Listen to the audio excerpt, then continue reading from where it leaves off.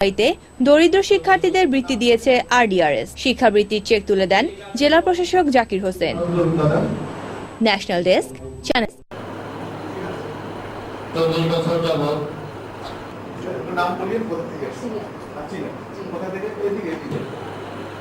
এই কার্যক্রম আরো প্রসারিত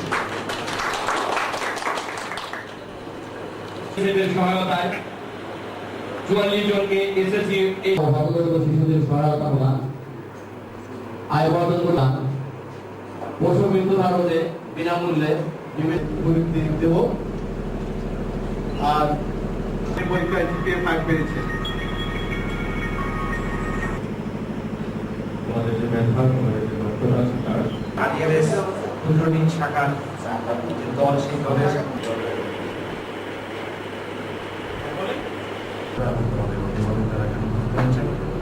আপনাদের সবাইকে আমি সামনে করেছি।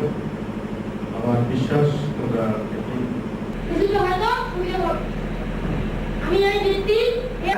আমাদের ক্যামেরায় কিছু ছবি ধারণ করুন দাদা।